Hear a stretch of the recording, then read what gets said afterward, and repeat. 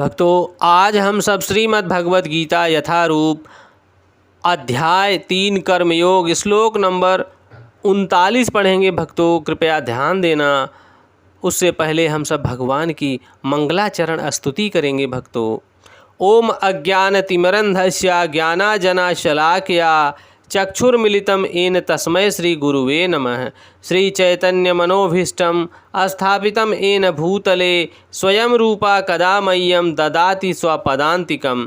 वन्देऽहं श्रीगुरुः श्रीयुतपदकमलं श्रीगुरून् वैष्णवश्च श्रीरूपं साग्रजातं सहगण रघुनाथवन्दितं तं सजीवं साद्वैतं सावधूतं परिजन सहितं कृष्ण चैतन्य देवं श्री राधा कृष्ण पदान सहगण ललिता श्री विशाखान वितांश्च। हे कृष्ण करुणा सिंधो दीनबंधो जगतपते गोपेश गोपिका कांत राधा कांत नमोस्तुते।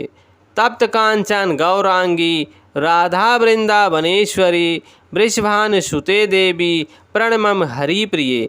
वाञ्छाकल्पतरुभ्यश्च कृपा सिंधुभ्येव एव च पतितानां पावनेभ्यो वैष्णवेभ्यो नमो नमः। जय श्री कृष्ण चैतन्य प्रभु नित्यानंद श्री अद्वैत गदाधर श्री वसादि गौर भक्तवृंद।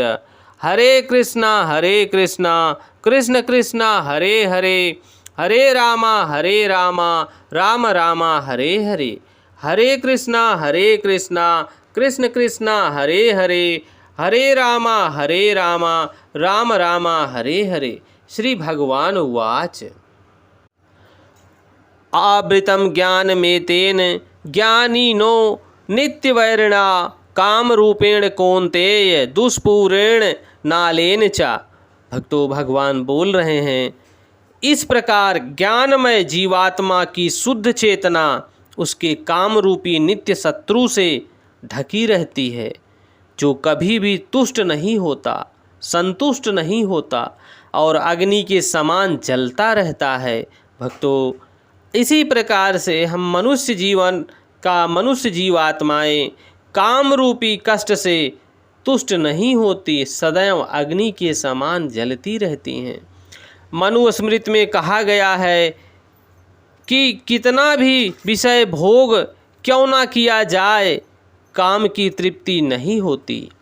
जिस प्रकार कि निरंतर ईंधन डालने से अग्नि कभी नहीं बुझती, ठीक उसी प्रकार काम कितना भी किया जाए, काम कितना भी लोग करें, लेकिन उनकी अग्नि नहीं बुझने वाली, अंदर आत्मा की तृप्ति नहीं होने वाली। भौतिक जगत में समस्त कार्यकलापों का केंद्र बिंदु मैथुन यानी काम सुख है। इस भौतिक जगत में भक्तों, इस सुख के लिए लोग वापस इस धरा पर आते हैं, जो कि असहनीय कष्टों का कारण है। अतः इस जगत में मैथुन आगर या विषयी जीवन की हथकड़ियाँ कहा गया है। एक सामान्य बंदी गृह में अपराधियों को छड़ों के भीतर रखा जाता है। इसी प्रकार जो अपराधी भगवान के नियमों की अवज्ञा करते हैं, वे मैथुन जीवन द्वारा बंदी बनाए जाते हैं। इंद्रिय तृप्ति के आधार पर भौतिक सभ्यता की प्रगति का अर्थ है इस जगत में जीवात्माओं की बंधन की अवधि को बढ़ाना।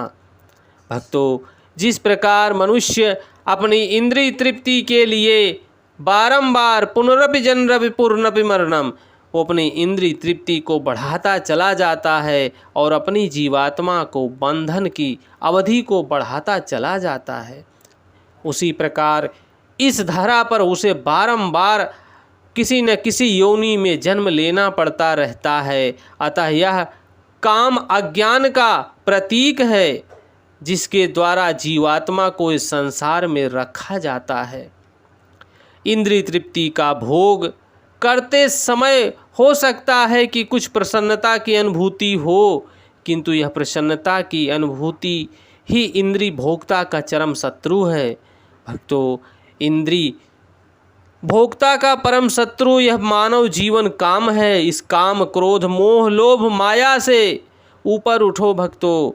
मनुष्य रूप को समझकर भगवान की स्तुति करो, कृष्ण भावना अमृत में कार्य करो। जिस प्रकार से हम भगवान को प्राप्त कर सकते हैं, भगवान के धराधाम जहाँ से हम आए हैं, इस काम रूपी शत्रु के कैदी बनकर, इस काम रूपी शत्रु को छोड़कर हम भगवान की धराधाम वापस जा सकते हैं। भक्तों, भगवान के नाम के संकीर्तन के साथ हरे कृष्णा कृष्ण कृष्णा हरे हरे, हरे रामा राम रामा हरे हरे, हरे कृष्णा कृष्ण कृष्णा हरे हरे, हरे रामा राम रामा हरे हरे। भक्तों, आप सबको भगवत वाणी अच्छी लग रही है तो और भक्तों तक पहुंचाने की कृपा करें ताकि और भक्तों का कल्याण हो सके।